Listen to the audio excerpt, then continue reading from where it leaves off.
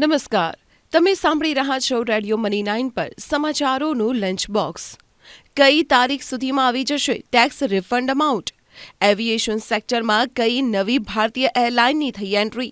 આ ઉપરાંત પણ બિઝનેસ અને ફાઇનાન્સ સાથે જોડાયેલા ઘણા સમાચારો છે મારી પાસે. તો ચાલો ખોલીએ સમાચારોનું લંચ બોક્સ. જો તમારું જૂનું ઇન્કમટેક્સ રિફંડ બાકી છે અને તમે હજુ સુધી તેની રાહ જોઈ રહ્યા છો તો તમારા માટે એક સારા સમાચાર છે. નાણાકીય વર્ષ 2020-21 એટલે કે એસેસમેન્ટ યર 2021-22ના ટેક્સ રિફંડના અટકેલા નાણાં 30 એપ્રિલ 2024 સુધીમાં મળી શકે છે. સીબીડીટીએ આ બાબતે આ જ મહિને એક મહત્વપૂર્ણ આદેશ જાહેર કર્યો છે. આવકવેરા વિભાગ તરફથી એવા કરદાતાઓને અલગથી જાણ કરવામાં આવી રહી છે જેમને બાકી રિફંડ મળવાનું છે. જો તમારું ટેક્સ રિફંડ પણ બાકી છે તો તમને પણ આવકવેરા વિભાગ તરફથી ઇન્ટિમેશન મળ્યું હશે. આના માટે તમે તમારા ઈમેલનું ઇનબોક્સ ચેક કરી શકો છો. જો હજુ પણ ઈમેલ નથી આવ્યો તો જલ્દી આવી શકે છે. આરબીઆઈના ગવર્નર શક્તિકાંત દાસે કહ્યું છે કે પેટીએમ વોલેટનો ઉપયોગ કરનારા 80થી 85% યુઝર્સે આરબીઆઈના નિયમનકારી પગલાંને કારણે કોઈપણ પ્રકારની સમસ્યાનો સામનો નહીં કરવો પડે.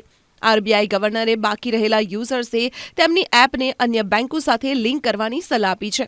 તેમણે એમ પણ કહ્યું છે કે પેટીએમ પેમેન્ટ્સ બેંક સાથે જોડાયેલા વોલેટને અન્ય બેંકો સાથે લિંક કરવાની છેલ્લી તારીખ 15 માર્ચ નક્કી કરવામાં આવી છે અને આ સમય મર્યાદાને વધુ લંબાવવામાં નહીં આવે.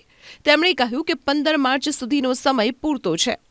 મજબૂત વૈશ્વિક સંકેતોને કારણે બુલિયન માર્કેટમાં સોનું ફરી નવી ઐતિહાસિક ઊંચાઈએ પહોંચ્યું છે. મંગળવારે દિલ્હી એનસીઆરના બુલિયન માર્કેટમાં સોનાની કિંમત ₹150 વધીને ₹65,150 પ્રતિ 10 ગ્રામના સ્તરે પહોંચી ગઈ છે.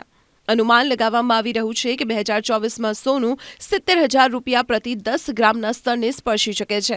આંતરરાષ્ટ્રીય બજારમાં કોમેક્સ પર સોનું $12 પ્રતિ ઓન્સના વધારા સાથે $2,122 પ્રતિ ઓન્સ પર ટ્રેડ કરી રહ્યું છે.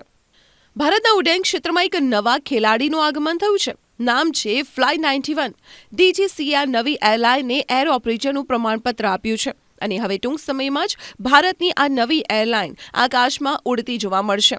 અગાઉ ભારતીય બજારમાં કાર્યરત કિંગફિશર એરલાઇન્સના વરિષ્ઠ એક્ઝિક્યુટિવ મનોજ ચાકોના venture just Udo aviation private લિમિટેડને એરલાઇન શરૂ કરવા માટે નાગરિક ઉડ્ડયન મંત્રાલયની મંજૂરી મળી હતી.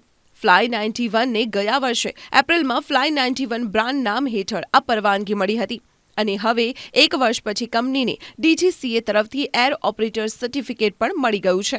બેંક ખાતામાં જમા કરાયેલી દાવા વગરની રકમ તેમના કાનૂની વારસદારોને પરત કરવા માટે 30 બેંક આરબીઆઈના ઉદ્ગમ પોર્ટલમાં જોડાઈ ચૂકી છે. બાકીની બેંકો પણ તેમાં જોડાવાની પ્રક્રિયામાં છે. ઉદ્ગમ એક ઓનલાઈન પોર્ટલ છે જે દાવા વગરની રકમ વિશે માહિતી આપે છે. અહીં રજિસ્ટર્ડ યુઝર્સ એક જ જગ્યાએ અનેક બેંકોમાં દાવા વગરની ડિપોઝિટ અમાઉન્ટને શોધી શકે છે. બેંક ખાતામાં જમા દાવા વગરની રકમ માર્ચ 2023 સુધી ₹42,270 કરોડ હતી. તો સમાચારોના લંચ બોક્સમાં આજે માત્ર આટલું જ. તમે સાંભળતા રહો રેડિયો મની 9. અમે લઈએ વિદાય. નમસ્કાર.